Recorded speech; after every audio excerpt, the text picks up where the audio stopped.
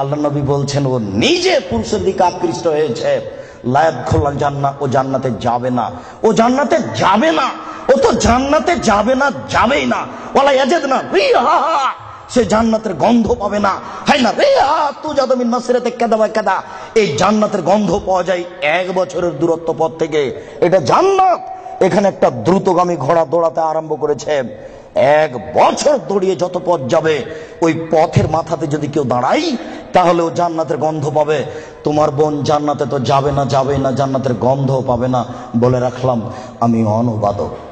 আজকেই তোমার বোনকে সিদ্ধান্ত পরিবর্তন করতে বলো, তওবা করে পোশাক পরিবর্তন করে আল্লাহকে ভয় করতে বলো।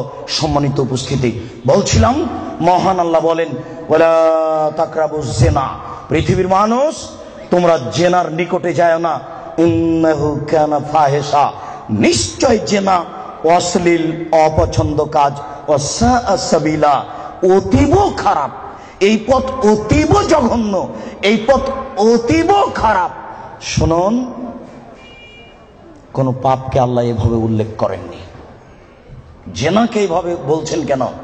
একদা আবু যার গেফারি রাদিয়াল্লাহু তাআলা আনহু বলেন যে আল্লাহর নবী বললেন যে ব্যক্তি লা ইলাহা ইল্লাল্লাহ বলবে সে জান্নাতে যাবে। তখন আবু যার গেফারি বলছেন চুরি করলে জেনা করলেও যাবে? তখন আল্লাহ রাসূল বলছেন চুরি করলে জেনা করলেও যাবে। আল্লাহ আবু যার গেফারি বলছেন চুরি করলে জেনা করলেও যাবে? আল্লাহ রাসূল বলছেন চুরি করলে জেনা করলেও যাবে। আবার আবু যার গেফারি বলছেন চুরি করলে জেনা করলেও যাবে। আল্লাহ রাসূল বলছেন চুরি করলে জেনা করলেও যাবে। আবু যার গেফারি, তোমার নাক ধুলোই ধূসরিত হোক, আমি যা বলছি সেটাই চূড়ান্ত। শুনুন, জেনা সিরিয়ালে 5 নম্বর পাপ। 1 নম্বর পাপ হচ্ছে শিরক করা, 2 নম্বর পাপ হচ্ছে বাপ মায়ের অবাধ্য চলা, 3 নম্বর পাপ হচ্ছে মিথ্যা কথা বলা, 4 নম্বর পাপ হচ্ছে খাদ্যের ভয়ে ছেলেকে হত্যা করা। একটা ছেলে একটা মেয়ে যথেষ্ট। আপনারা 10 ভাই বোন। আপনারা কয় ভাই বোন? 10 ভাই বোন। আপনাদের বাড়িতে ছিল 3 জন কিষান কামলা, কতটি হলো? 13টা। আপনার বাপ মা কতটি হলো? 15টা। আপনার বাপ রাত্রে 2 জন করে ফকির ধরে নিয়ে যেত বাড়িতে, 17 জন। আপনার মা 17 জনের ভাত রান্না করতে ঢেঁকিতে ধান ভেঙে। কোনোদিন আপনার মা ভারী মনে করেনি, কোনোদিন ভারী মনে করেনি। 17 জনের ভাত রান্না করতে ঢেঁকিতে ধান ভেঙে। এটা ঢাকা শহর। তুমি যদি আমাকে রাত 10টায় বাড়িতে নিয়ে যাও, গিয়ে বলো খালেদা একটু উঠো তো, একজন গেস্ট মেহমান আছে। তুমি রাত্রে মেহমান নিয়েছো, কে এগুলো সব ঝামেলা পাকাও? অথচ তোমার স্ত্রী যেখানে রান্না করে সেখানে গ্যাসের চুলা আছে, সেখানে ফ্রিজ আছে। তোমার স্ত্রী নাক সিটকানি দেয়। তোমার মা যেদিন ভাত রান্না করছিল চাঁপাই নবগঞ্জের ভাষা, চুলহার উপর থেকে ছাই সরিয়ে সরিয়ে সরিয়ে ভিতর থেকে আগুন নিয়ে খড়ির মধ্যে দিয়ে ফোঁক দিয়ে দিয়ে আগুন জ্বালিয়েছিল। সেদিন ম্যাট ছিল না বাড়িতে। তারপরে তোমার মা কোনোদিন ভারী মনে করেনি। আজকে যখন তুমি বলেছ খালেদা একটু উঠো তো, মেহমান আছে, চটে গেছে, তখন তোমার মার বয়স 80 বছর। তোমার মা চট করে বলছে থাক গা বেটা থাক, বৌমাকে উঠাইস না, আমি তরকারি বাতি গরম করে দিচ্ছি, থাক বেটা থাক, উঠাইস না। এই কথা আপনার মা বলে এখনো। আমি মনে হয় কথা বুঝাতে পারছি না। আপনার মা এখনো বলে বউকে মায়ের স্বভাবে নিয়ে যেতে হবে, আর আপনাকে আপনার বাপের স্বভাবে নিয়ে যেতে হবে। ছেলে কম নিলে সংসার সুখী হবে, এটা ভুল সিদ্ধান্ত। মানুষের টাকা বেশি হতে হতে হতে হতে এত বেশি হবে যে ফকির থাকবে না। এ কথা আল্লাহর নবী বলেছেন, কেউ নিবে না টাকা। লালবাগে 20 বছর পূর্বে যত টাকা ছিল আজকে তার চেয়ে কম না বেশি? 20 বছর পরে আরো কত টাকা বেশি হবে কেউ জানে না। আল্লাহর নবী বলেছেন একটা গাভীর দুধ খাবে একটা গ্রাম, আর একটা ডালিম খাবে একটা বংশ। 15 বছর পূর্বে একটা গাভীর দুধ হতো হাফ কেজি থেকে 3 কেজি, এখন একটা গাভীর দুধ হয় 3 কেজি থেকে 40 কেজি। 15 বছর পূর্বে একটা ডালিম ছিল বাজারে 1 ছটাক, এখন একটা ডালিম বাজারে 1 কেজি। 15 বছরের মধ্যে যদি 3 কেজি থেকে 40 কেজি হতে পারে, 50 বছর পরে একটা গাভী কত দুধ দিবে এ কথা মানুষ জানে না। আপনাকে আমি কি দিয়ে বুঝাই? আল্লাহ নবী বলেছেন এটা গাভীর দুধ খাবে একটা গ্রাম, একটা গ্রামে 50,000 মানুষ থাকতে পারে। 1,01,00,000 মানুষ থাকতে পারে, একটা গাভীর দুধ খাবে একটা গ্রাম। বলছিলাম 3 নম্বর পাপ হলো, 4 নম্বর পাপ হলো ছেলেকে হত্যা করা, মেরে ফেলা। 5 নম্বর পাপ হলো জেনা। আবু যর গেফারি কেন বলছেন না বাপ মাকে গালি দিলেও জান্নাতে যাবে? এই কথা কেন বলছেন না? মাকে মারলেও জান্নাতে যাবে? এই কথা কেন বলছেন না? বারবার কেন বলছেন জেনা করলেও যাবে, চুরি করলেও যাবে? শুনুন, ঘরে ঘরে জেনা হচ্ছে এ কথা ঠিক, এরপরেও জেনার বাস্তবতা এত খারাপ।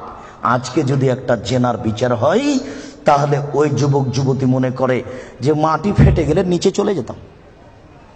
অথচ মাকে গালি দিলে মানুষ এত অপমান হয় না। বুঝাতে পারলাম না? শিরক করলে মানুষ এত অপমান হয় না। এই কারণে আল্লাহ তাআলা বলছেন জেনার পথটি অতীব খারাপ, জেনার পথটি অতীব জঘন্য। পৃথিবীর মানুষ মাই ইফআল যালিকা ইয়ালকা আসামা, যে ব্যক্তি জেনায় লিপ্ত হবে তার 1 নম্বর বিপদ, সে হবে মহাপাপী। 2, ইজাফ লাহুল আযাব ইয়াউমাল কিয়ামা, যে ব্যক্তি জেনায় লিপ্ত হবে বিচারে তার শাস্তি দ্বিগুণ শতগুণ বেশি হয়ে যাবে। 3, ওয়ায়াখলুদ ফীহি মুহানা, সে চিরদিন জাহান্নামে থাকবে অপমান অবস্থায়। শুনুন, জেনায় লিপ্ত হলে 3টে বিপদ আছে। 1, সে হবে মহাপাপী। 2, বিচারের মাঠে তার শাস্তি দ্বিগুণ শতগুণ বেড়ে যাবে। 3, সে চিরদিন জাহান্নামে থাকবে। মহান আল্লাহ বলেন ওয়াসানিয়াতু ওয়াসানি ফাজলিদু কুল্লা ওয়াহিদিন মিনহুমা মিআতা জালদা। পৃথিবীর মানুষ, বিবাহ পুরুষ নারী যারা জেনায় লিপ্ত হচ্ছে তাদেরকে 100 লাঠি পিটাও। এখানে বলা হয়নি বিবাহিত না অবিবাহিত, তবে মারার সময় যেন তোমাকে ময়া মহব্বত ভাতৃত্বভাব না ধরে, একবারে যথাযথ পিটাও। সম্মানিত উপস্থিতি, আল্লাহ তাআলা এই পর্যন্ত এখানে বলেছেন। আমি আপনাকে জেনার আলোচনা করতে গিয়ে প্রথমে আলোচনা করছি জেনার বিপদ। জেনা করলে মানুষের উপরে বিপদ আসবে। 1, অল্প বয়সে মরণ হবে, মহামারী হবে, কলেরা হবে। 2, এমন রোগ হবে যে রোগ বংশে ছিল না, যে রোগ ডাক্তার চিনে না, যে রোগ বংশে ছিল না, যে রোগ ডাক্তার চিনে না। শুনুন, জেনায় লিপ্ত যদি মানুষ হয় তাহলে অল্প বয়সে মরণ হবে, কলেরা হবে, মহামারী হবে। 3টে সমান একটা। 2, এমন রোগ হবে যেটা বংশে ছিল না, যেটা ডাক্তার চিনে না। দেখুন, আব্দুল্লাহ ইবনে উমর রাদিয়াল্লাহু তাআলা আনহু বলেন রাসূল সাল্লাল্লাহু আলাইহি সাল্লাম বলেছেন লাম তাজহারিল ফাহিসাতু ফি কওমিন কাত্ত ইল্লা ফাসা ফিহিম আত-তাউন ওয়াল আওজা। যদি কোন সম্প্রদায়ে জেনা ছড়িয়ে যায়, যেই সম্প্রদায়ে জেনা ছড়াবে তাদের উপরে 2টি বিপদ হবে। 1, তাউন, কলেরা, মহামারী। মহামারী যা, কলেরা তা, অল্প বয়সে মরণ তা। কথা কি বুঝতে পেরেছেন?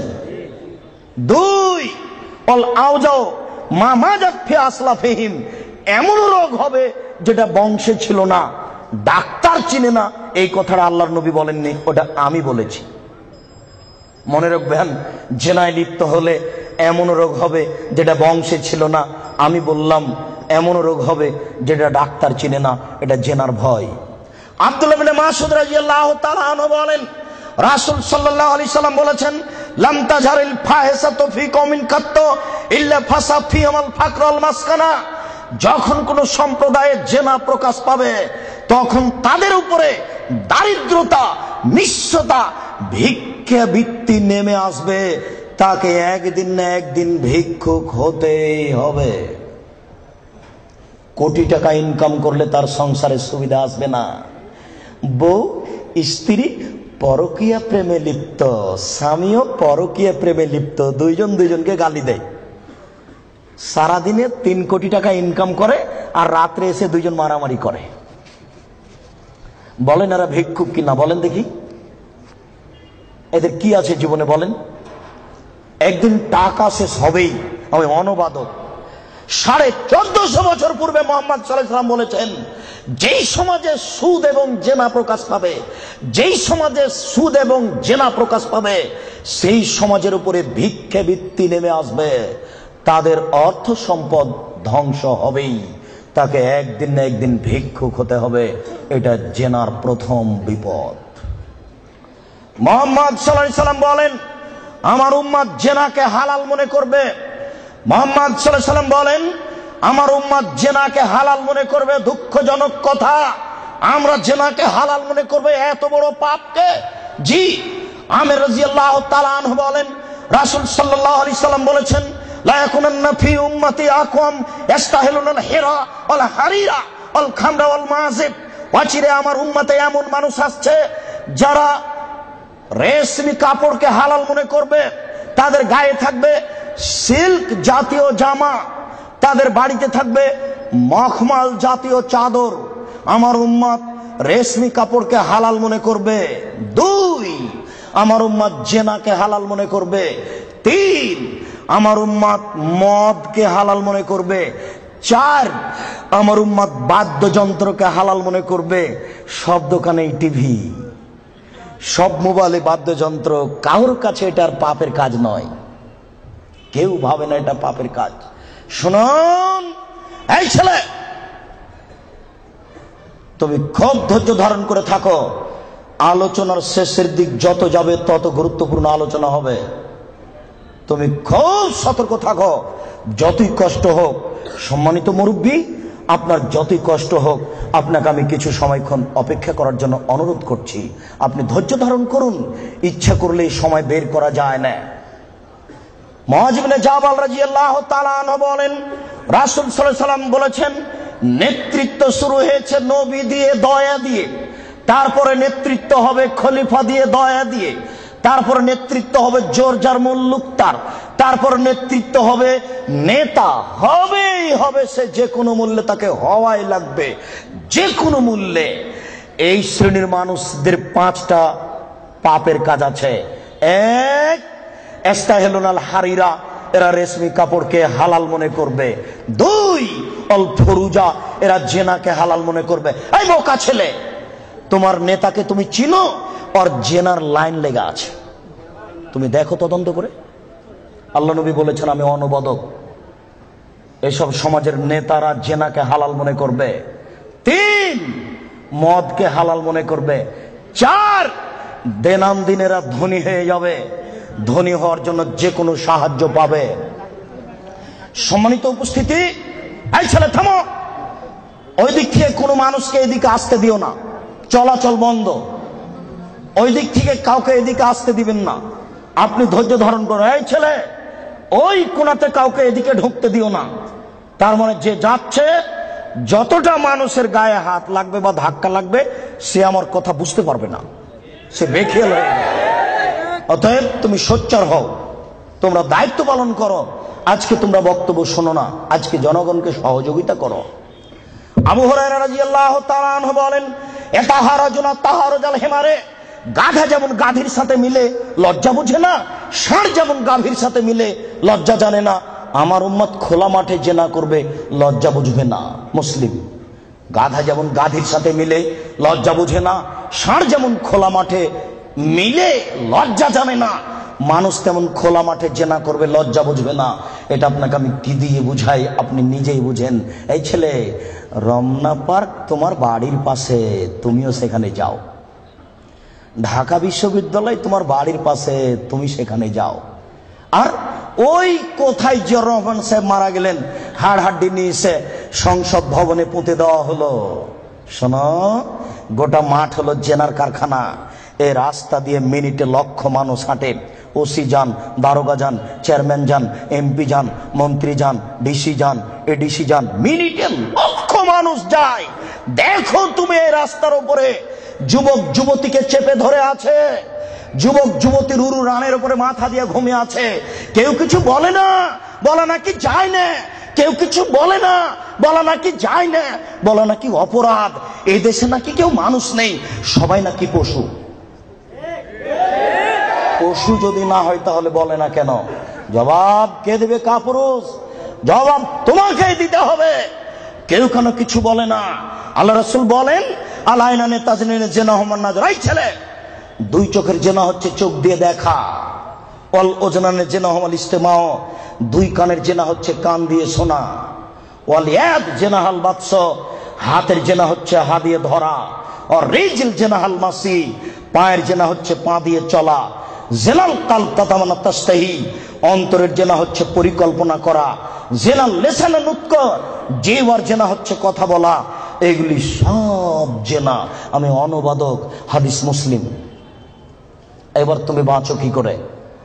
এই ছেলে, তোমার মোবাইলে দিন রাত পতিতালয়ের মেয়ে নাচে, শোনো, আল্লাহ রাসূল বলেন, ইন্নাল মারাতা ইজাস্তাতারাত, যখন কোন মহিলা সাজসজ্জা গ্রহণ করে, সাজগোজ করে, দেখো তুমি বিপদে পড়েছ, তোমার বোনও বিপদে পড়েছ। আমি অনুবাদক।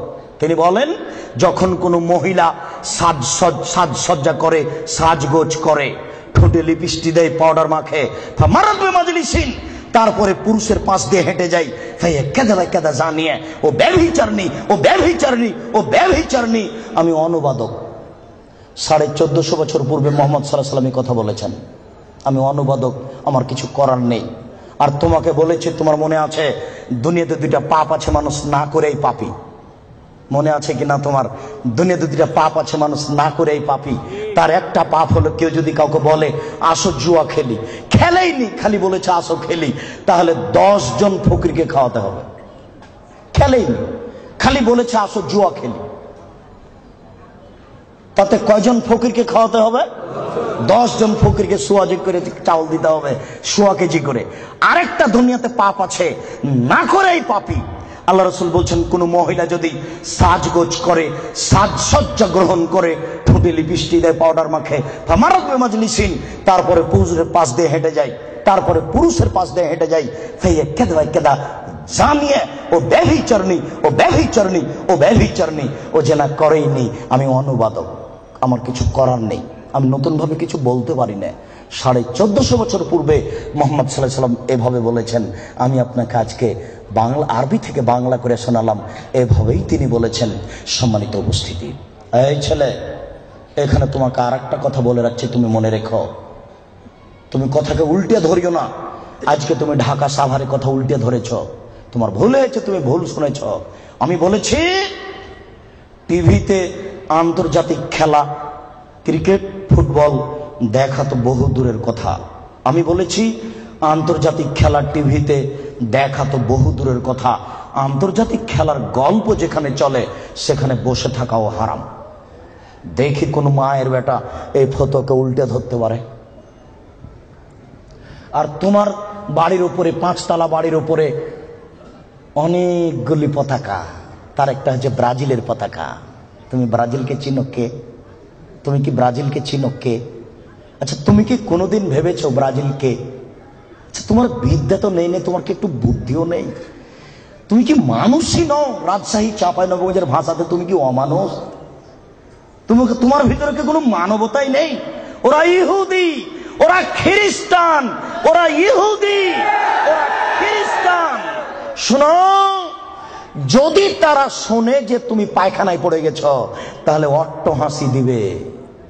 আর যদি তোমাকে পাশে পাই, তাহলে তোমার মাথার উপরে লাথি মারবে। আর যদি তোমাকে পাশে পাই, তাহলে আরো 3 বালতি পায়খানা তোমার মাথার উপরে দিয়ে দেবে। বলো দেখি, ওরা কারা? ওরা ইহুদি, ওরা খ্রিস্টান, ওরা জন্মসূত্রেই তোমার শত্রু। ওরা বলছে তোমার নবী ভুয়া, মুহাম্মদ সাল্লাল্লাহু আলাইহি ওয়াসাল্লাম ভুয়া নবী। নবী হলে আমাদের মধ্যে থেকে হবে কেন? ইব্রাহিম আমাদের, সুলাইমান আমাদের, দাউদ আমাদের, মুসা আমাদের, ঈসা আমাদের, ইয়াকুব আমাদের, ইউসুফ আমাদের, সব নবী আমাদের। মুহাম্মদ নবী হলে ইহুদি খ্রিস্টানদের মধ্য থেকে হবে, আমাদের মধ্য থেকে হবে। আরে মুহাম্মদ নাকি পৌত্তলিকের মধ্য থেকে হয়েছে। ছি ছি ছি ছি ছি, এ কেন নবী হবে? ছি ছি ছি ছি ছি, এ ভুয়া নবী। তুমি তার পতাকা মাথার উপরে তুলো কাপুরুষ। তোমার বিদ্যাকে আমি কবর দিতে এসেছি, তুমি মনে রেখো, তোমার আমি কিছু না কিছু উপকার করবই করবো ইনশাআল্লাহ। শুনুন, দুনিয়াতে দুটি পাপ আছে, মানুষ না করেই পাপী। ফুটবল, ক্রিকেট, র্যাকেট খেলা যায় ওই সময়তে যখন টাকার হারজিত থাকবে না, শরীর চর্চা থাকবে, তখন যায়। ফুটবল, ক্রিকেট, র্যাকেট, ভলিবল এগুলো খেলা যাবে ওই সময়তে যখন টাকার হারজিত থাকবে না, শরীর চর্চা হবে। আর যাতে শরীর চর্চা নেই, বসে বসে সময় কাটাই, এটা খুবই খারাপ। চৌসার, ছক্কা, লুডু, দাবা, পাঞ্জা, ক্যারাম বোর্ড, তাস, গেমস এইসব খেলায় যদি কেউ অংশগ্রহণ করে তাহলে সে তার হাতকে শরীর শুকুরের রক্তের মধ্যে ডুবিয়ে দিয়েছে। মোহাম্মদ সাল্লাল্লাহু আলাইহি ওয়াসাল্লাম বলেন, মান লাইবা বিনারদি শির ফাকাদাত খালায়াদাহু বিদামি খিনজির। কেউ যদি চৌসার, ছক্কা, লুডু, দাবা, পাঞ্জা, ক্যারাম বোর্ড, তাস, গেমস এই ধরনের খেলায় অংশগ্রহণ করে, সে তার হাতকে শরীর শুকুরের রক্তের মধ্যে ডুবিয়ে দিয়েছে। তুমি সাবধান থাকো। সম্মানিত উপস্থিতি, রাসূল সাল্লাল্লাহু আলাইহি ওয়াসাল্লাম বলেন, ইন্না মিম্মা তাখাওয়াফা আলা উম্মতি, আমার উম্মতের উপরে আমি সবচেয়ে যেটা বেশি ভয় করি, পৃথিবীর মানুষ, আমি বলে গেলাম মুহাম্মদ সাল্লাল্লাহু আলাইহি সাল্লাম, আমার উম্মতের উপরে আমি সবচেয়ে যেটা বেশি ভয় করি, এক নম্বর ভয় হচ্ছে আমার উম্মত জেনায় লিপ্ত হবে, এইটা আমার ভয়। দুই, শাহওয়াতুল খাফিয়া, আমার উম্মত গোপন পাপে লিপ্ত হবে, এইটা আমার ভয়। আমার উম্মত গোপন পাপে লিপ্ত হবে, এইটা আমার ভয়। ছেলে মেয়ে, যুবক যুবতী গোসলখানাতে ঢুকলেই পাপ করছে, একাই হলেই পাপ করছে। পুরুষ নারীর জন্য যে কত জেনার গোপন পাপের ব্যবস্থা হয়েছে এখন হিসাব করা যায় না। এই ছেলে, তুমি আছো ঢাকা লালবাগে আর তোমার বান্ধবী আছে লন্ডনে, দুইজন মিলে মোবাইলে গল্প করছো গোপনে। গল্প করতে করতে জামা কাপড় খুলতে লাগলে, খুলতে খুলতে খুলতে এখন দুইজনই উলঙ্গ, দুইজন দুইজনকে দেখতে পাচ্ছে, দুইজনের মধ্যে ব্যবধান হলো 5000 কিলোমিটার। অবাক, গোপন পাপ, আশ্চর্য, অবাক। এই ছেলে, তুমি যখন থাকো না তখন তোমার মা মোবাইলে গোপন জেনা করে, প্রেমের গল্প করে, তোমার মা তাহাজ্জুদ পড়ে। এই ছেলে শোনো, তুমি আর তোমার মা যখন থাকে না তখন তোমার বোন মোবাইলে জেনার গল্প করে। মোবাইল মানে জেনা। আল্লাহ নবী 1450 বছর পূর্বে বলেছেন, আমার উম্মত গোপন পাপে লিপ্ত হবে। 15 বছর পূর্বে এইভাবে গোপন পাপ মোবাইলে হতো না। 20 বছর পরে আরো গোপন পাপের কত পথ বের হবে তা আপনাকে আমি এখন ভাষায় বুঝাতে পারবো না। মুহাম্মদ সাল্লাল্লাহু আলাইহি ওয়াসাল্লাম বলেছেন, আমার জীবনে বড় ভয়, এক, আমার উম্মত জেনায় লিপ্ত হবে, দুই, আমার উম্মত গোপন পাপে লিপ্ত হবে। আপনাকে আমি কি দিয়ে বুঝাই সম্মানিত দিনী ভাই? মুহাম্মদ সাল্লাল্লাহু আলাইহি ওয়াসাল্লাম বলেন, রাত যখন অর্ধেক হয় তখন সমস্ত আকাশের দরজা খুলে দেয়। যে ব্যক্তি আল্লাহর কাছে প্রার্থনা করে তার প্রার্থনা কবুল হয়ে যায়। যে ব্যক্তি যা চায় আল্লাহ তাকে তাই দিয়ে দেন। যে ব্যক্তি বিপদে পড়ে বলে আল্লাহ আমাকে বাঁচাও, আল্লাহ তাকে বাঁচিয়ে দেন। ইল্লাল বাগিন বে ফারজেহা, তবে যার জেনার সম্পর্ক আছে তার কথা কবুল হয় না। এই ছেলে শোনো, তুমি ম্যাট্রিক পরীক্ষা দিয়েছো, আল্লাহর কাছে প্রার্থনা করছো, আল্লাহ আমার রেজাল্টটা ভালো করে দাও, আল্লাহ আমার রেজাল্টটা ভালো করে দাও, আমাকে গোল্ডেন দাও। আর তোমার মা তাহাজ্জুদ পড়ার পরে চোখের পানি ঝরিয়ে বলছে, আল্লাহ আমার ছেলেটাকে একটা ভালো রেজাল্ট দাও, গোল্ডেন দিয়ে দাও আমার ছেলেকে। এইভাবে তোমার মা রাতের অন্ধকারে চোখের পানি অঝর নয়নে ঝরিয়ে কাঁদছে। তুমি যখন থাকো না তখন তোমার মা মোবাইলে প্রেমের গল্প করে। তোমার মা কিয়ামত পর্যন্ত কাঁদলেও তার কথা কবুল হবে না। আমি অনুবাদক, আমি বুঝাতে পারলাম না। অর্ধেক রাত হলে আকাশের দরজা কি হয়? খুলে দেওয়া হয়। যে যা চাই তাকে আল্লাহ তা দিয়ে দেন। যে যে বিষয়ে প্রার্থনা করে সেটা আল্লাহ কবুল করেন। যে যে কোনো বিপদে পড়েছে আল্লাহ তাকে উদ্ধার করেন। তবে যার জেনার সম্পর্ক আছে তার কথা আল্লাহ কবুল করেন না। আমি কি দিয়ে বুঝাই জেনা কত বড় বিপদ? আমি কি দিয়ে বোঝাই আপনাকে জেনা কত বড় বিপদ? যেটা ঘরে ঘরে হচ্ছে, যেখানে সেখানে হচ্ছে, যেটা মানুষের কাছে আজকে পাপের কাজ নয়। শোনো, মুনাফিকি করো না বক্তব্যের সাথে। এই ছেলে, তোমাকে আমি কঠিন ভাবে বলে যাচ্ছি, তুমি বক্তব্যের সাথে মুনাফিকি করো না।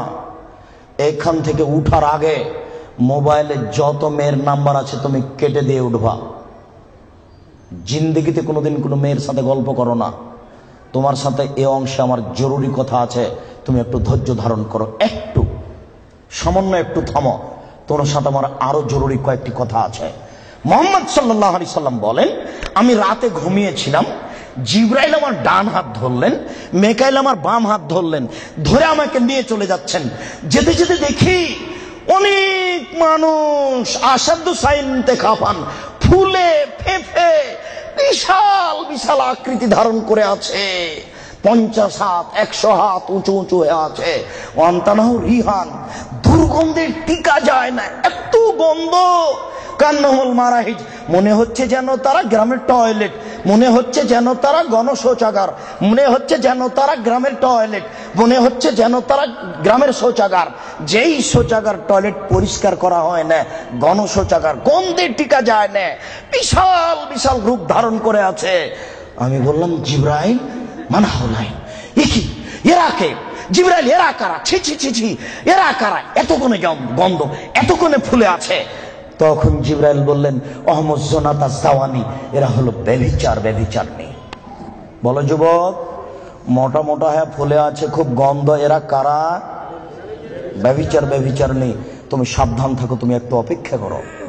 শুনুন, আল্লাহ নবী বলছেন যে আমার ডান হাত জিবরাইল ধরলেন, বাম হাত মেকাইল ধরলেন, ধরে নিয়ে চলে যাচ্ছেন।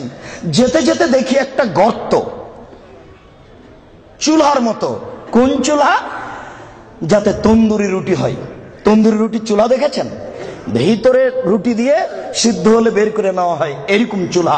তাহাতাহনার, তার ভিতরে দেখি ধাঁধা ধাঁধা ধাঁধা করে আগুন জ্বলছে। হয় যে ইরতাফাও তিরতাফাও, আগুন যখন জোরে জ্বলে উঠছে তখন ওর ভিতরে যা কিছু আছে সব উপরে চলে যাচ্ছে। হয় যা খামেদাত রাজাউ ফিহা, আর যখন আগুনটা কমে আসছে তখন সব নিচের দিকে চলে যাচ্ছে। ফিহারে জালুন অনিসাউন ওরাতন, তাতে দেখি পুরুষ এবং নারী জমা ধরে আছে উলঙ্গ অবস্থায়, পরনে কাপড় নেই কারো, এভাবে জমা ধরে আছে উলঙ্গ অবস্থায়। আগুন যখন জোরে জ্বলে উঠছে দাদা দাদা দাদা করে উপরে চলে যাচ্ছে, আবার যখন আগুন কমে যাচ্ছে তখন নিচের দিকে চলে যাচ্ছে, আর উপরে উঠলে মনে হচ্ছে যেন বের হয়ে পড়ে যাবে। দেখে সেখানে পুরুষ এবং নারী উলঙ্গ অবস্থায় জ্বলছে। আমি বললাম, জিবরাইল মানাউলা, এরা কারা? তখন জিবরাইল বললেন, অহমদ জনাত, তারা হলো ব্যভিচার, ব্যভিচারনি। আল্লাহ নবী বলেছেন, যেসব মহিলারা জেনায় লিপ্ত হবে ওদের লজ্জায় স্থানের গন্ধে জাহান্নামীরা জাহান্নামে টিকতে পারবে না। যেসব মহিলারা জেনায় লিপ্ত হবে ওদের লজ্জায় স্থানের গন্ধে জাহান্নামীরা জাহান্নামে টিকতে পারবে না। যেসব মহিলারা জেনায় লিপ্ত হবে ওদের লজ্জায় স্থানের গন্ধে জাহান্নামীরা জাহান্নামে টিকতে পারবে না। মুহাম্মদ সাল্লাল্লাহু আলাইহি সাল্লাম বলেছেন। শুনুন সম্মানিত দ্বীনী ভাই, আবু হুরায়রা রাদিয়াল্লাহু তাআলা আনহু বলেন, রাসূল সাল্লাল্লাহু আলাইহি সাল্লাম বলেছেন, আল বিকরু বিল বিকরি জিলদু ওয়া তাগরিবু সানা। অবিবাহিত ছেলে মেয়ে যদি জিনায় লিপ্ত হয় তাহলে তাকে 100 লাঠি পিটিয়ে এলাকা থেকে 1 বছরের জন্য তাড়িয়ে দিতে হবে। তিনি বলেন, আস-সাইবু বিস-সাইবুর রাজম, বিবাহিত পুরুষ নারী যদি জেনায় লিপ্ত হয় তাহলে তাকে ইট ঢেল পাথর দিয়ে মেরে মেরে মেরে ফেলতে হবে। এদেশের লাখো ভাবিকে ইট ঢেল পাথর দিয়ে মেরে ফেলতে হবে যারা দেবরের সাথে জেনায় লিপ্ত হয়েছে। এদেশের লাখো দুলাভাইকে ইট ঢেল পাথর দিয়ে মেরে ফেলতে হবে যারা সেলিকার সাথে জেনায় লিপ্ত হয়েছে। এদেশের লাখো পুরুষকে ইট ঢেল পাথর দিয়ে মেরে ফেলতে হবে যাদের স্ত্রী থাকার পরেও অন্য নারীর সাথে জেনায় লিপ্ত হয়েছে। এদেশের লাখো নারী বেহায়া বেশরমা লজ্জাহীনা নারী যারা স্বামী বাড়িতে থাকার পরেও অন্য পুরুষের সামনে নিজের পরনের কাপড় খুলে উলঙ্গ অবস্থায় জেনায় লিপ্ত হয়। শুনুন, এদের ইট ঢেল পাথর দিয়ে মেরে মেরে মেরে ফেলতে হবে, এদের বাঁচার কোনো পথ নেই। রাসূল সাল্লাল্লাহু আলাইহি সাল্লাম বলেন, 3 শ্রেণীর মানুষকে হত্যা করতে হয়, তবে 2 শ্রেণীর মানুষের বাঁচার পথ আছে। মনে রাখুন, 3 শ্রেণীর মুসলমানকে হত্যা করতে হয়, 2 শ্রেণীর মানুষের বাঁচার পথ আছে, 1 শ্রেণীর মানুষের বাঁচার পথ নেই। এক, কেউ যদি বলে আমি কোরআন মানি না তাহলে তাকে হত্যা করতে হবে। কেউ যদি বলে গাভীর দুধ হারাম তাহলে তাকে হত্যা করতে হবে। কেউ যদি বলে মদ হালাল তাহলে তাকে হত্যা করতে হবে। সরকারের পক্ষ থেকে গলায় ফাঁস দেওয়া হয়েছে, ফাঁস টান টান। তখন বলছে ভুল হয়েছে আমার ভুল হয়েছে। আমি কথা ফিরিয়ে নিলাম, তাহলে তাকে আর ফাঁসি দিতে হবে না, নামিয়ে নিতে হবে, বেঁচে গেল। পাপ করেছিল হত্যার যোগ্য। আমি বুঝাতে পারলাম না মনে হয়। দুই, কেউ যদি কাউকে হত্যা করে তাহলে তাকে হত্যা করতে হবে, এর নাম কেসাস। এই ছেলে, তোমার দাদার বয়স 90 বছর, তাহাজ্জুদ পড়ে ফজরের টাইমে বের হচ্ছিল, মসজিদে নামাজ পড়তে যাবে। কালকে তোমার দাদাকে একটা ছেলে গালি দিয়েছে, তাহাজ্জুদ পড়তে বের হওয়ার সময় দেখো ওই ছেলেটা, তোমার দাদা এক থাপ্পড় দিতে ছেলেটা মারা গেছে। এখন তোমার দাদাকে কেসাস স্বরূপ ফাঁসি দিতে হবে সরকারের পক্ষ থেকে, তবে তোমার দাদার বাঁচার পথ আছে। ওই ছেলেটার বাপ মা যদি বলে আচ্ছা যাক আমাদের ছেলেকে মেরেছে আমরা মারবো না, তাহলে তোমার দাদা বেঁচে গেলেন। কথা কি বুঝাতে পেরেছি? তিন, রাজুলুন জানা বাদায় হেসানিন, কে যদি বিবাহ করার পরে জেনায় লিপ্ত হয় তাহলে তাকে হত্যা করতে হবে, তার বাঁচার কোনো পথ নেই। কেউ যদি বিবাহ করার পরে জেনায় লিপ্ত হয় তাহলে তাকে হত্যা করতে হবে, তার বাঁচার পথ নেই। একটু জাতের মিন গামে দিয়ে গামের সম্প্রদায়ের একজন মহিলা আসলো আল্লাহ রাসূলের দরবারে, এসে বলছে তাহিরনি ইয়া রাসূলুল্লাহ, হে আল্লাহ রাসূল আপনি আমাকে পবিত্র করুন। তখন আল্লাহ রাসূল বললেন ইরজি, বাড়ি তুমি ফিরে যাও, আস্তাগফিরুল্লাহ, আল্লাহর নিকটে ক্ষমা চাও, ও তুবি ইলাইহি, তুমি তওবা করো, তোমার পাপ ক্ষমা হয়ে যাবে। তখন মহিলাটি বলছে হ্যাঁ তুরাদ্দাদুনি কামারা দাদ্দা মাইজ ইবনে মালিক, আপনি মাইজ ইবনে মালিকের বিচার না করে বারবার ফিরিয়ে দিয়েছিলেন, আপনি কি আমাকে সেইভাবে ফিরিয়ে দিতে চাচ্ছেন?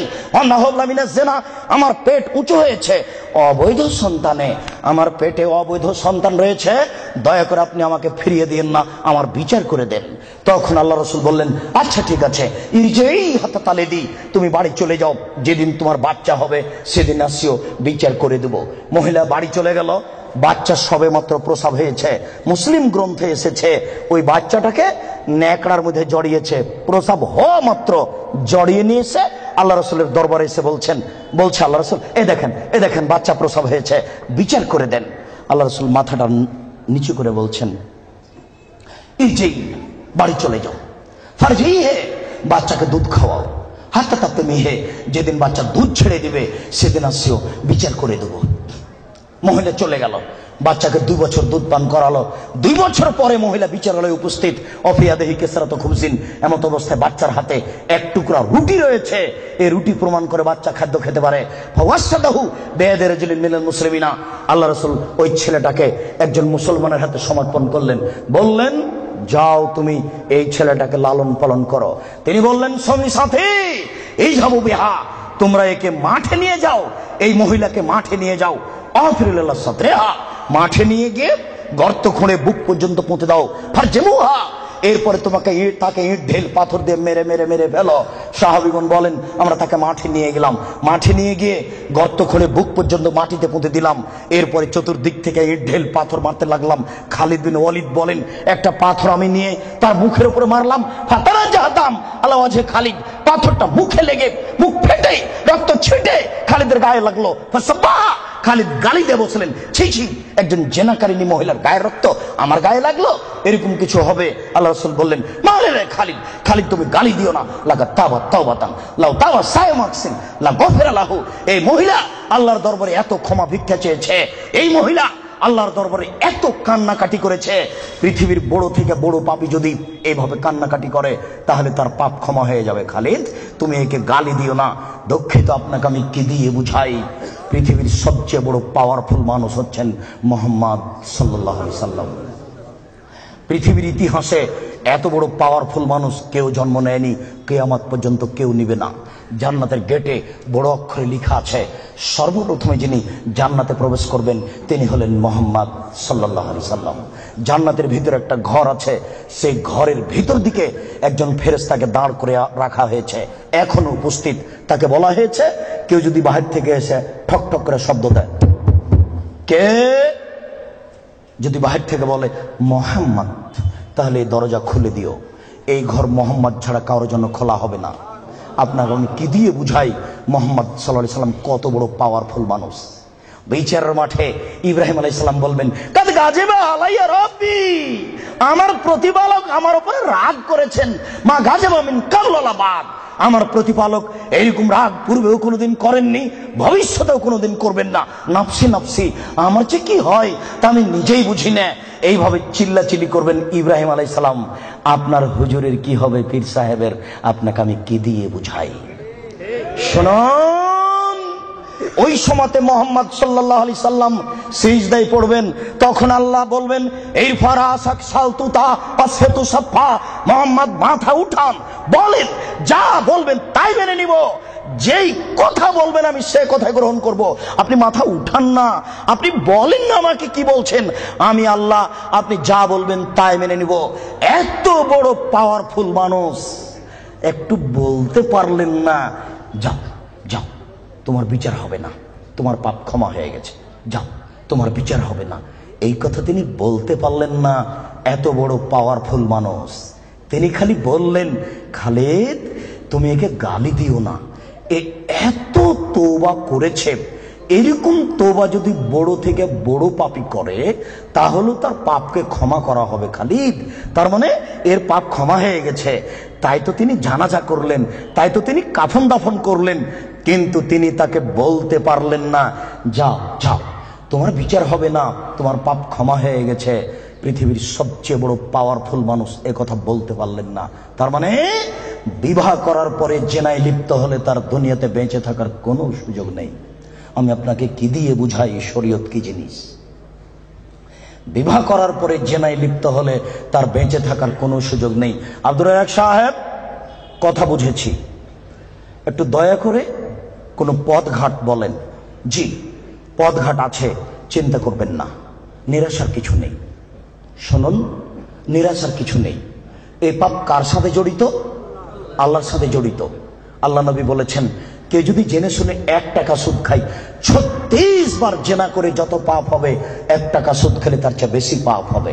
তিনি বলেছেন, সুদের পাপের 70টি ভাগ রয়েছে, ছোট ভাগ হলো মার সাথে জেনা করলে যেমন পাপ হয়। সুদ যত বড়ই পাপ হোক না কেন, সুদের পাপ কার সাথে জড়িত? আল্লাহর সাথে জড়িত। জেনার পাপ কার সাথে জড়িত? আল্লাহর সাথে জড়িত। যুবক, তুমি নিরাশা হবে না, নিরাশার কিছু নেই। শোনো, ওই মোড়ে উঠে এইখানে রিক্সা থেকে নেমে রিক্সাওয়ালাকে বলছো, এই রিক্সাওয়ালা কয় টাকা ভাড়া রে? 40 টাকা। হ্যাঁ বেটা, 20 টাকা ভাড়া, 40 টাকা চাও। এক থাপ্পড় দিয়ে 20 টাকা দিয়ে বিদায় করে দিলে। এখন এই পাপ তওবা করে ক্ষমা হবে না, মরা পর্যন্ত কাঁদলেও হবে না। এটা খুবই জটিল। জেনার পাপের চেয়ে রিক্সাওয়ালাকে একটা থাপ্পড় মারা কত যে কঠিন, আপনাকে আমি কি দিয়ে বুঝাই? এই ছেলে, তোমার বাপ দলীয় দাপটে জমি দখল করেছে, দিন রাত যদি তোমার বাপ তাহাজ্জুদ পড়ে হবে না। শফিকুল ইসলাম জাগরণী বলেছেন, লাভ হবে না কবর পাকা করে দিয়ে সান, বাপের কবর যদি স্বর্ণ দিয়ে বানান কোনো লাভ হবে না। নজরুল ইসলাম বলেছেন, মসজিদের পাশে কবর দিও ভাই। মসজিদের পাশে কেন, আপনার বাপের কবর যদি কাবা ঘরের নিচে ঢুকিয়ে দেন 1 পয়সা লাভ হবে না। শুনুন, রিক্সাওয়ালাকে থাপ্পড় মেরেছেন, ক্ষমার পৃথিবীতে কোনো সুযোগ নেই। রিক্সাওয়ালাকে খুঁজে বের করতে হবে, খুঁজে বের করে হাত ধরে বলতে হবে, ও রিক্সাওয়ালা, আমি বুঝতে পারিনি গো, তোমাকে 1 থাপ্পড় মারা আমার ভুল হয়েছে, তুমি আমাকে মাফ করো। এই কথা বলার পূর্ব পর্যন্ত পৃথিবীতে কোথাও ক্ষমা নেই। এরা মানুষের সাথে জড়িত পাপ। এই ছেলে, তুমি দিন রাত গরু জবাই করা আর কসাই গোস্ত বিক্রি করো, কোটি টাকা ইনকাম করো, তাতে আসে যায় না। কোটি টাকা ইনকাম করো, তাতে আসে যায় না। প্রত্যেক দাঁড়িতে 50 করে গোস্ত কম দিয়েছ, এখন ক্ষমা নেও দেখি। কিয়ামত পর্যন্ত তওবা করলে এই পাপ ক্ষমা হবে না। জেনা যত বড়ই পাপ হোক না কেন, গোস্ত ঠগিয়ে বিক্রি করার চেয়ে ছোট, গোস্ত ঠগিয়ে বিক্রি করার চেয়ে অনেক বেশি বড় পাপ। এই ছেলে, তুমি তো শহরে প্রতারণা দিয়ে ব্যবসা করছো, এটা দাম কত? 1500। তুমি জানো যে এর দাম 300। আচ্ছা 300 তুমি 500 চাও, চলন্ত বাজার যদি এর 2000 টাকা হয় তবু জায়েজ। তুমি জেনে শুনে বললে 1500 টাকা, তার মানে তুমি প্রতারণা দিয়েছ। একদিনে যদি কোটি টাকা ইনকাম হয় তবু তোমাকে একদিন ভিক্ষুক হতেই হবে। তুমি এইভাবে ব্যবসা কোনোদিন সফলতা অর্জন করতে পারবে না। শুনুন, ডবল দাম নেওয়া যায়, প্রমাণ 10 গুণ দাম নেওয়া যায় যদি চলন্ত বাজার সেটা হয়। প্রমাণ আল্লাহ রসুল বলেন, আনাস এই যে 1 টাকা নাও, ছাগল কিনে নিয়ে আসো। আনাস বাজারে গিয়ে 1 টাকা দিয়ে ছাগল কিনে আর এক জায়গাতে 2 টাকায় বিক্রি করেছেন। 2 টাকা দিয়ে বিক্রি করে আবার 1 টাকা দিয়ে একটা ছাগল কিনেছেন আর 1 টাকা নিয়ে চলে এসেছেন। আল্লাহ রসুল এনেন একটা ছাগল আর 1 টাকা। আনাস কি ব্যাপার, তোমাকে যে আমি টাকা দিয়েছি একটা ছাগল কেনার জন্য, তো টাকাও দিচ্ছ ছাগলও যে দিচ্ছ। আল্লাহ রসুল, আমি বাজারে একটা ছাগল কিনে ওকে 2 টাকায় বিক্রি করেছি, তারপরে 1 টাকা দিয়ে আরেকটা ছাগল কিনেছি আর 1 টাকা ফিরে নিয়ে এসেছি। আচ্ছা আচ্ছা, বারাকাল্লাহু ফি তিজারাতিক, আল্লাহ তোমার ব্যবসাতে বরকত দান করুক। কি বুঝলেন? ডবল দামে বিক্রি করেছে। ঢাকার ওই পারে যদি 1 টাকা বড় 600 টাকা গজ হয় আর এই পারে যদি 1200 টাকা গজ হয় তবুও জায়েজ। হোমিও ডাক্তার আমাকে বলছে, আব্দুর রাজাক সাহেব, মাত্র এই বোতলে 10 টাকার ওষুধ আছে, আমি এখান থেকে 1 ফোঁটা ওষুধ দিয়ে 3000 টাকা নিই, যদি টাকা কম নিই তাহলে তার ভরসা কমে যাবে। একদিন পরে আবার এসেছে, এসে বলছে ওষুধ দেন। কি করি, আমিও নিরুপায়। তখন এমনি পানি দিয়েছি, কিচ্ছু না, পানি দিয়েছি, দিয়ে 500 টাকা নিয়েছি। যদি 50 টাকা নিই তাহলে সে মনে মনে বলবে আমাকে কোনো ওষুধ দিল না, আমি কি করব? তখন আমি বললাম, ব্যবসা করো, প্রতারণা দিও না। চলন্ত বাজার যদি 1500 টাকা হয় তাহলে নেও, অথবা 500 টাকা নেও, ওই সময় 200 টাকা নিও। তুমি বুঝতে পারছো এটা প্রতারণা, এমন কিছু করো না। জেনার চেয়ে এটা অনেক অনেক অনেক জটিল।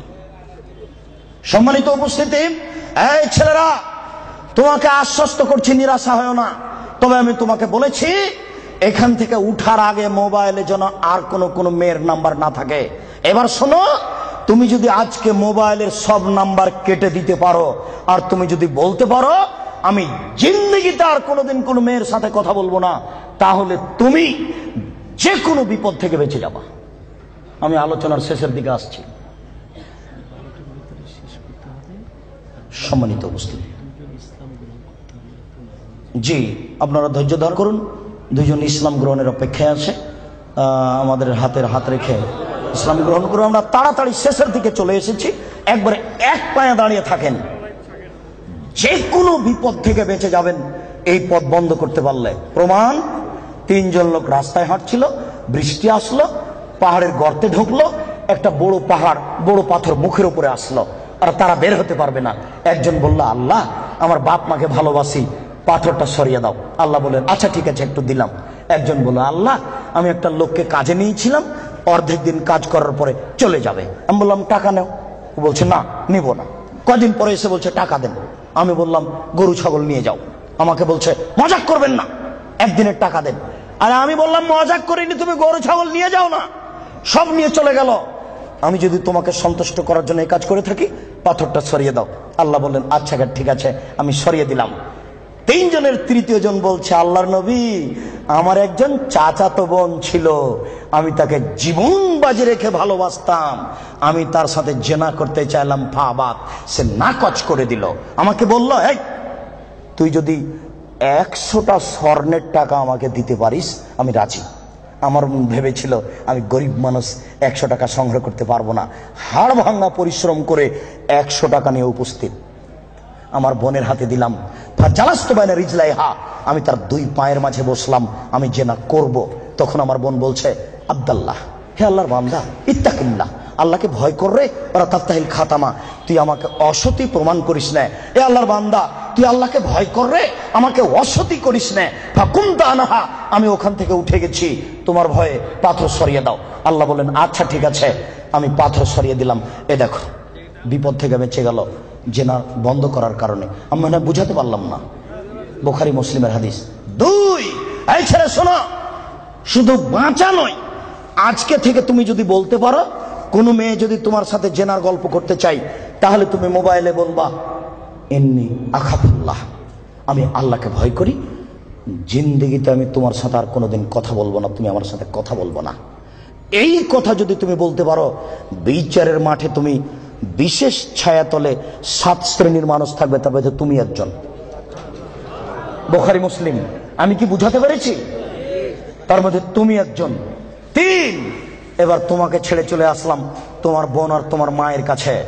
রাসূল সাল্লাল্লাহু আলাইহি ওয়াসাল্লাম বলেছেন, কেউ যদি 4টি কাজ করতে পারে, কোন নারী যদি 4টি কাজ করতে পারে, জান্নাতের যে কোনো দরজাতে ঢুকতে পাবে। 1, 5 ওয়াক্ত নামাজ পড়বে। 2, রমজান মাসের রোজা থাকবে। 3, স্বামীকে মেনে চলবে। 4, জেনায় লিপ্ত হবে না। জান্নাতের যে কোনো দরজাতে ঢুকতে পাবে, কোনো সমস্যা নেই। এবার সবার জন্য আল্লাহ তাআলা বলেন, ওয়ানাহান নাফসা আনিল হাওয়া ফাইনাল জান্নাতাল হিয়াল মাওয়া। পৃথিবীর মানুষ তোমরা শুনে রাখো, আমি আল্লাহ বলছি, তোমরা যদি তোমাদের প্রবৃত্তিকে ঠেকাতে পারো, যদি বলো আর কোনোদিন জেনায় লিপ্ত হব না, তাহলে আমি আল্লাহ তোমাদের জন্য জান্নাতুল মাওয়া রেখেছি।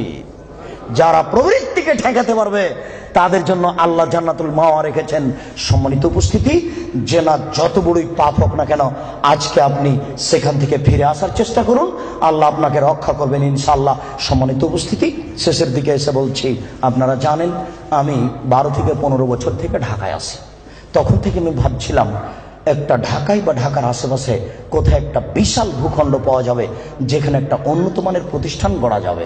ঘুরতে ঘুরতে দেখলাম, এই যে 300 ফুট রাস্তার মাথায় পূর্বাচলের পাশে দেবই বাজারের এখানে এলাকার লোকেরা 14 বিঘা জমি আমার হাতে হস্তান্তর করেছে। 2013 সালের 24শে আগস্ট রোজ মঙ্গলবার আমি বলেছি, জনগণের উদ্দেশ্যে আমার হাতে টাকা নাই, এ কথাও সত্য। এখানে প্রতিষ্ঠান গড়বে, এ কথাও সত্য। ইনশাল্লাহ গড়বেই গড়বে, যে কোনো মূল্যে। আপনি এখন দেখতে গেলে খুশি হয়ে যাবেন। ছেলেদের মেয়েদের উন্নত মানের থাকার ব্যবস্থা রয়েছে, উন্নত মানের খাওয়ার ব্যবস্থা রয়েছে। ভর্তির তারিখ 2রা জানুয়ারি রোজ শনিবার। ছেলেদের মেয়েদের উন্নত মানের থাকার ব্যবস্থা রয়েছে, উন্নত মানের খাওয়ার ব্যবস্থা রয়েছে। কোটি টাকা লাগে না, লক্ষ টাকা লাগে না। অত টাকা খরচ করে কি করবেন? 1 to 0 পড়িয়ে ওখানে ছেলে মেয়ে নিয়ে যান। আপনি প্রতিষ্ঠানকে মূল্যায়ন করুন। মর্মে আমার প্রথম কথা, একটু আল্লাহকে বলবেন, আল্লাহ, আব্দুর রাজাক সাহেব যে পদক্ষেপ নিয়েছে এটা তুমি কবুল করো আল্লাহ। এরপর আমাকে পরামর্শ দিবেন, আমি আপনার পরামর্শ মূল্যায়ন করব। আমি চাচ্ছি এখানে ছেলেরা বাংলা, ইংরেজি, আরবি উন্নত মানের শিক্ষা অর্জন করে অন্যায়ের বিরুদ্ধে লড়বে, মুখে কলমে মিটিয়েই। ইনশাল্লাহ তারা লড়বে, সময়ের ব্যবধান। এরপরে আপনাকে যেটা বলেছি, আল্লাহর নবীর চলেনি টাকা ছাড়া, আমার চলবে টাকা ছাড়া, এই কথা আমি মনে করি না। যার যতটুকু সম্ভব এখানে ব্যয়বহুল খরচের প্রতিষ্ঠান নির্মাণ কাজ চলছে। ছেলেদের মেয়েদের পৃথক পৃথক আবাসিক ব্যবস্থা, মসজিদের পরিকল্পনা এবং শিক্ষক আবাস সব মিলেই অনেক বড় কাজ চলছে। আমি বিশ্বাস করি পতিতালয়ের মহিলা যদি কুকুরকে পানি পান করে জান্নাত যেতে পারে, আপনি যদি এখানে টাকা দিয়ে অংশগ্রহণ করেন আপনিও জান্নাত পাবেন ইনশাআল্লাহ। এতে আমি বিশ্বাসী। এই প্রতিষ্ঠানকে মূল্যায়ন করুন। শেষের কথাটি, আমরা চিরদিন থাকবো না, এই কথাই ঠিক। আমার কাছে বিদ্যা নেই, এরপরেও ভাঙাচোরা বিদ্যা দিয়ে এই বই পুস্তকগুলি লেখার চেষ্টা করি। কে বড় ক্ষতিগ্রস্ত, কে বড় লাভবান, আদর্শ পরিবার, আদর্শ নারী, অনেক বই আছে।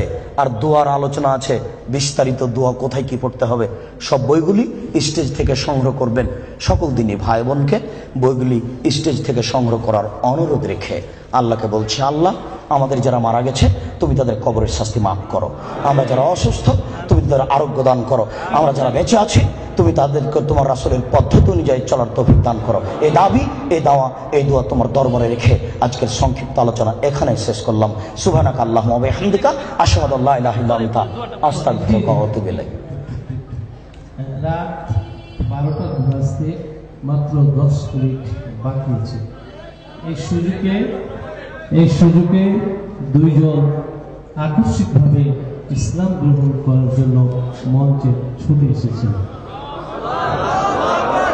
হয়তো আপনারা দেখছেন 10 মিনিটে দুইজনের ইসলাম গ্রহণ, এরপরে আপ্যায়ন, তারপর স্টেজে যে বইগুলি আছে সবগুলি যাতে সম্পন্ন করতে পারি এমনটাই সহযোগিতা আপনাদের কাছে কামনা করছি। কিছু রাষ্ট্রীয় নিয়ম আছে, সেই পদ্ধতিতে আমি ছুটে যাচ্ছি। তোমার নাম কি? তোমার নাম? আমার নাম দীপানাথ। তোমার বাবার নাম? হরিনাথ। তোমার ধর্ম? হিন্দু ধর্ম ছিল। তুমি ইসলাম গ্রহণ করছো কাউরি চাপে না স্বইচ্ছায়? স্বইচ্ছা, কেউ দরবারে। তুমি গোসল করেছ? জি। ওযু করেছ? জি। তোমার কোনো চয়েস নাম? জি না। আচ্ছা, আমরা এই মুহূর্তে আজকাল সর্বশেষ যিনি বক্তা তার কাছে ছুটে যাচ্ছি। এই দীপাঙ্কর ঘোষের একটি সুন্দর নাম কামনা করছি। ওস্তাদ, এই মুহূর্তে রাত যখন গভীর। শুকরিয়া। জি, জাযাকুমুল্লাহ। আপনি বলছেন এই ছেলেটার কথাটা শুনে নেন, জি। দুটার নাম উল্লেখ করছি। জি জি, হ্যাঁ, এই ছেলেটার কথাটা শুনে নেন ওইভাবে। জি। আরেকজন আছে? জি, ফিরে আসছি, একটু হইচই করবেন না। জি, আমরা দ্বিতীয় জনের কাছে ফিরে যাচ্ছি। তোমার নাম? জোরে বলো। শ্যামল দাস। তোমার ধর্ম? সনাতন ধর্ম। বাবা? আমার চেতনা। তুমি কি স্বইচ্ছা ইসলাম গ্রহণ করছো না কাউরির চাপের মুখে? আমি স্বইচ্ছা। জি, আমরা এখন দুইজনকে ওস্তাদের কাছে ফিরে গেলাম। দুইটি নাম আপনার কাছে, একটি নাম আপনার, আর একটি নাম অডিয়েন্সের কাছে ফিরে যাচ্ছে। একটি আপনি বলবেন, বাকি সামনে শ্রোতারা নাম বলবেন। পছন্দের নাম? আমার পছন্দনীয় নাম, একজনের নাম হবে মোহাম্মদ। হ্যাঁ, উনি পছন্দের নাম মুহাম্মদ। নামটি কি হবে? নামটি মুহাম্মদ। তার নাম হলো মুহাম্মদ। তোমার নাম কি? মোহাম্মদ। তোমাকে কি বলে ডাকবে? মোহাম্মদ বলে ডাকবে। জি জি। এবার দ্বিতীয় জন আপনারা বলেন। আব্দুল্লাহ। আমার একটা চয়েস আছে, আমি মনে করি আমার চয়েস আব্দুর রাজ্জাক, যেহেতু উনি একজন বক্তা, ওনার সাথে মিতা বানাতে চাই। রাজি? একজন মুহাম্মদ আর একজন আব্দুর রাজ্জাক, এই দুইজনের আজকে রাত যখন গভীর 12টা বাজতে মাত্র বাকি আছে 5 মিনিট, এমন সময় তার একজন মিতাকে দিলাম, আরেকজন তারই নামকরণ যেহেতু তিনি করলেন, আমরা ধরে নিতে পারি এই মাত্র তার মায়ের পেট থেকে জন্মগ্রহণ করলেন। এই অবস্থায় যদি মারা যায়, রাসূলের ভাষায় হয়তো বিনা হিসেবে আল্লাহ পাক জান্নাতে পাঠিয়ে দিতে পারে। তা আমরা এখন কালিমার দিকে ফিরে যাচ্ছি। এখন তিনি তার জি জি, আপনারা একটু এটা একটু পিছনে হটাই। আসসালামু আলাইকুম। আপনার একটু ডান দিক থেকে পিছনে সরেন, সবাইকে একটু দেখতে দেন। জি, আসসালামু আলাইকুম। রাসূল সাল্লাল্লাহু আলাইহি সাল্লাম ইসলাম গ্রহণ করানোর সময়তে লা ইলাহা ইল্লাল্লাহ মুহাম্মাদুর রাসূলুল্লাহ এই কালেমায় ইসলাম গ্রহণ করিয়েছেন, তা আমরা দেখতে পাই না। আমরা একাধিক বুখারী মুসলিমের হাদিসে দেখতে পাই যে আশহাদু আল্লা ইলাহা ইল্লাল্লাহ ওয়া আশহাদু আন্না মুহাম্মাদুর রাসূলুল্লাহ, এইটা বলে তিনি ইসলাম গ্রহণ করান। একটি হাদিস, ওসামা বিন ওসাল, একজন ধনী মানুষ, রাসূলের হাতে ইসলাম গ্রহণ করলেন। তখন তিনি এই কথা বলে দিলেন, আমি তাদেরকে ওই কালেমার ভিত্তিতেই ইসলাম গ্রহণ করাচ্ছি। জি, তোমরা দুইজনই বলো, আশহাদু আল্লা ইলাহা ইল্লাল্লাহ ওয়া আশহাদু আন্না মুহাম্মাদার রাসূলুল্লাহ। আমি সাক্ষ্য দিচ্ছি আল্লাহ ব্যতীত কোনো মাবুদ নেই। আমি সাক্ষ্য দিচ্ছি মুহাম্মদ আল্লাহর রাসূল। আশহাদু আল্লা ইলাহা ইল্লাল্লাহ ওয়া আশহাদু আন্না মুহাম্মাদার রাসূলুল্লাহ। আমি সাক্ষ্য দিচ্ছি আল্লাহ ব্যতীত কোনো মাবুদ নেই। আমি সাক্ষ্য দিচ্ছি মুহাম্মদ আল্লাহর রাসূল। আশহাদু আল্লা ইলাহা ইল্লাল্লাহ ওয়া আশহাদু আন্না মুহাম্মাদার রাসূলুল্লাহ। আমি সাক্ষ্য দিচ্ছি আল্লাহ ব্যতীত কোনো মাবুদ নেই। আমি সাক্ষ্য দিচ্ছি মুহাম্মদ আল্লাহর রাসূল। আল্লাহ তুমি আমাদেরকে কবুল করো। আল্লাহ তুমি আমাদেরকে মরণ পর্যন্ত ঈমানের উপরে রাখো। আল্লাহ তোমার নিকট আমাদের সবকিছুকে সমর্পণ করলাম। তুমি আমাদেরকে হেফাজতে রাখো, তুমি আমাদেরকে ঈমানের উপরে রাখো, তুমি আমাদের রুজির ব্যবস্থা করে দিও। তোমার উপরে ভরসা রাখি, তুমি আমাদের কবুল করো। আল্লাহুম্মা আমিন। জি, সকলে বলি আল্লাহ তুমি তাদের কবুল করো, তুমি তাদেরকে ঈমানের উপরে রাখিও, তুমি তাদের উপরে বিশেষ রহমত নাযিল করো, তুমি আমাদের এই দাবি কবুল করো। আল্লাহুম্মা আমিন, আল্লাহুম্মা আমিন, আল্লাহুম্মা আমিন। জি, আসসালামু আলাইকুম। বসেন বসেন, একটু বসেন। তাওয়ারের কাছে সামনে বই আছে, ওস্তাদ দোয়াটা আমি পড়তে দিই নাই। ওনার দোয়া মাসজিদ সঙ্গে দোয়া পড়তে আমি না করছি, একটু শেষ হবে তারপরে একটু একটু একটু একটু বসে একটু হয়েছে। আচ্ছা বলে দেন শেষ করে। একটু একটু বুঝতে হবে। তো বই তোমরা চলে গেছো, তারা চলে যাবে। আপনারা একটু দোয়া, আপনারা আবেগ আপ্লুত হয়ে গেলে। জি জি জি, শুকরিয়া, জাযাকুমুল্লাহ খায়ের। আমরা বৈঠক শেষের দোয়া পড়ি। সুবহানাকা আল্লাহুম্মা আশহাদু আল্লা ইলাহা ইল্লা আনতা আস্তাগফিরুকা ওয়া আতুবু ইলাইক। বসতে বলতে হবে কেন?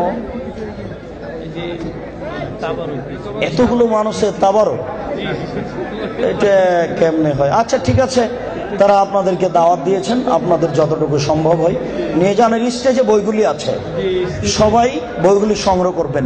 আমার জানা অনুপাতে আজকের যা বই আছে সবই 50 টাকা মূল্য, বেশি কিছু নয়।